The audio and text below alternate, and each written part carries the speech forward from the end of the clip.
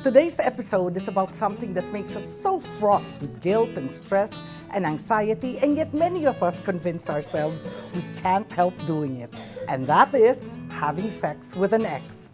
So why do we do it despite all this anxiety and nervousness and feeling bad about oneself?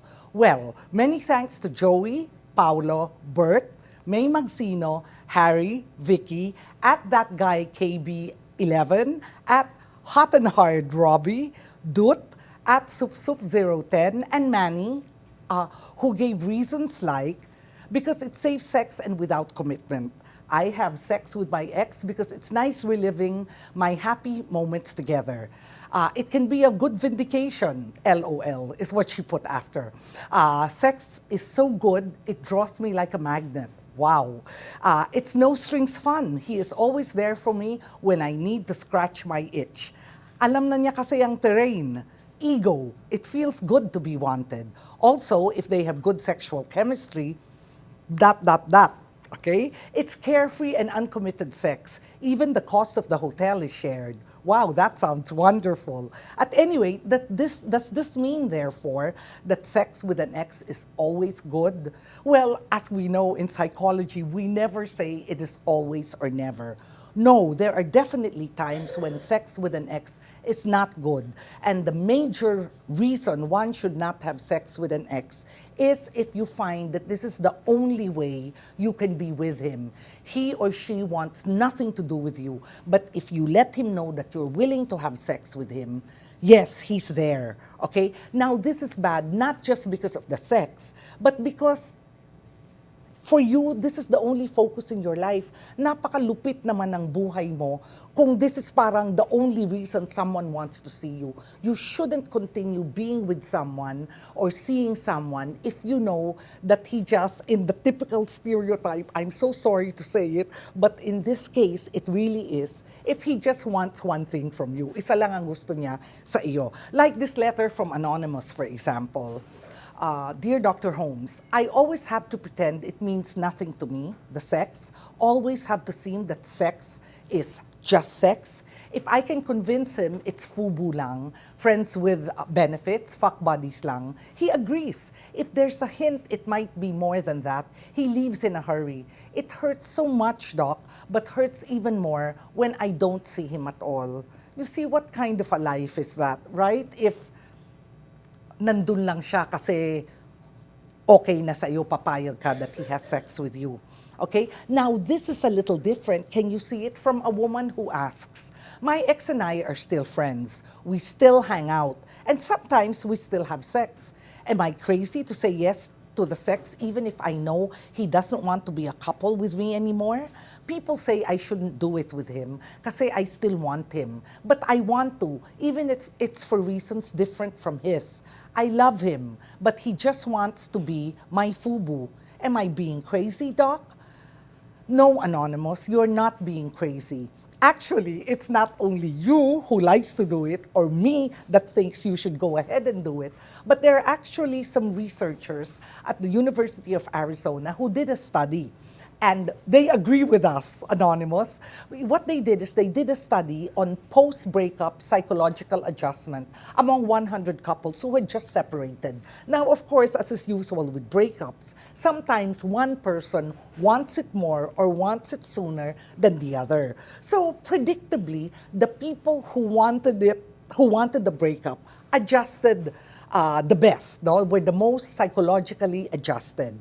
However, for the people who did not want the breakup and yet stayed in touch with their exes, they found out that they were actually doing better if they kept on having sex with their partners. As the lead researcher said, Dr. Mason, sexual contact with an ex-partner seems to be associated with better well-being for those who are not over the relationship.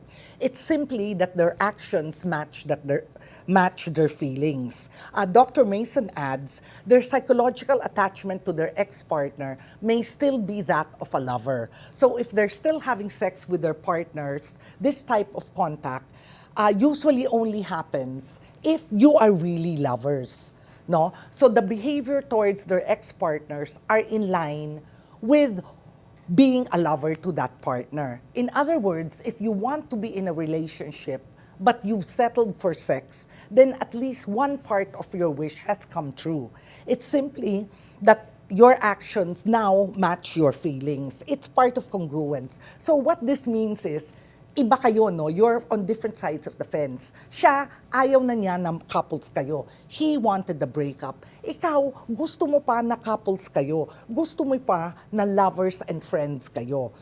Ayaw niya yun, ano? So, you are friends and he may want that. He wants that.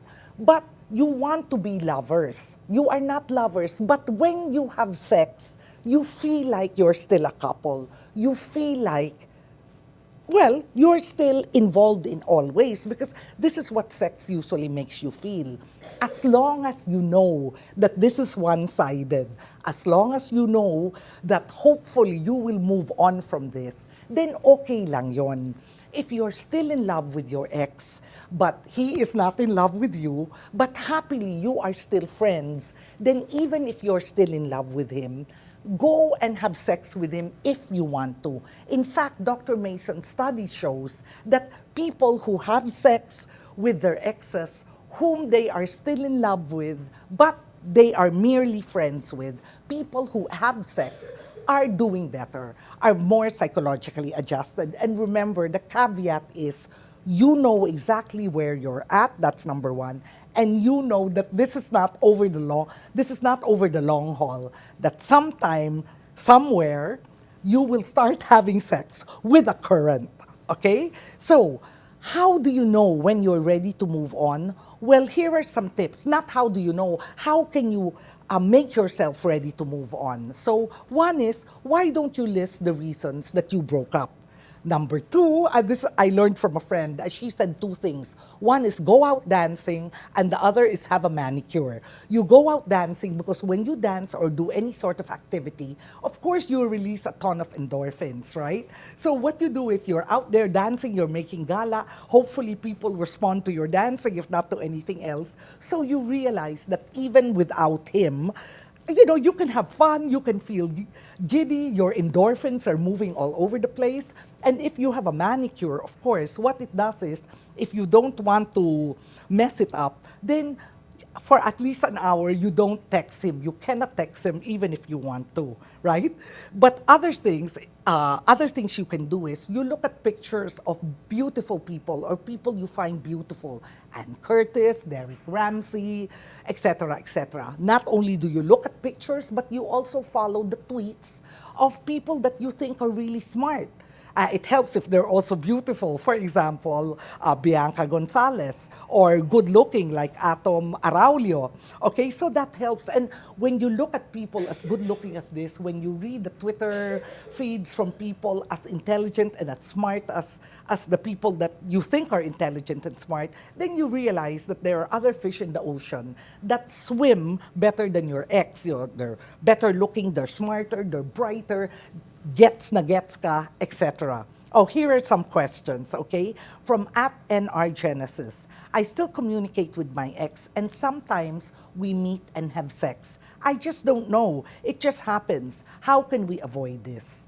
You know, @NRGenesis, maybe it just happens when you already meet.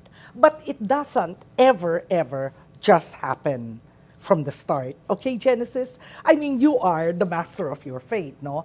If you are like the people above who want to have sex with their ex, you know, and feel good about it, okay lang yon. But if you are not that type, if you are the type that really feels upset or overwrought with guilt, or look at it as a sign that you might get back together again, so it's better if you don't have sex with your ex, then don't agree to meet. Studies have shown that one of the 5 most common reasons for getting back and having sex with an ex is when you agree to meet up, usually for a drink, and then you get drunk, or one of you gets drunk, or if not drunk, tipsy. And then, you know, supposedly, I say supposedly, your inhibitory centers go down. I say supposedly because while it's true that a lot of people's inhibitory centers go down when they're drunk, sometimes, of course, people use this as an excuse. Sorry ha, I didn't mean to flirt with you kasi I was drunk, etc. No? Okay. If you find that meeting up for a drink makes you drunk, then don't agree to meet up. You can even go a step further and don't communicate. Don't FB him, PM him, don't send tweets to each other, don't email. Because that same study that I told you about, it said that another of the 5 most common reasons that people have sex with their exes is because they sent flirty messages to each other on Facebook and other social media. So if you don't want this to happen, then don't communicate if it has to stop that early, or don't agree to meet, etc.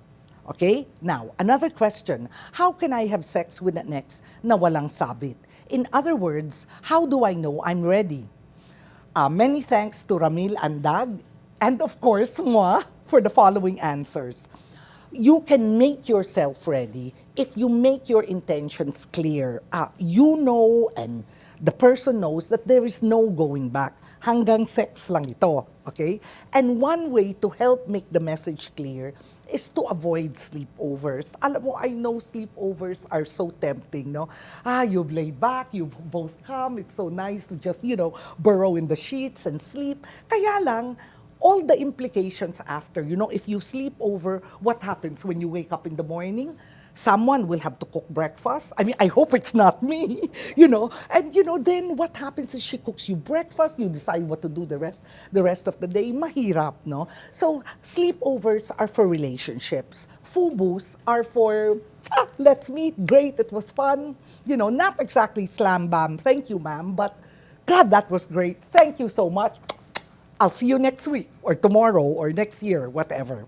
Okay? Another thing you can do is look for the signs that tell you when you are ready, because it's different for every person. You're ready when you don't measure the future possibilities with your ex. You're ready when you don't feel remorse for what happened, either for yourself or your ex-partner whom you just had sex with. You're ready when you can answer this question without getting too upset. Who else has your ex had sex with? I think in the end, Don said it best. He said, sex with an ex is depressing. If the sex is good, you don't have it anymore. The relationship.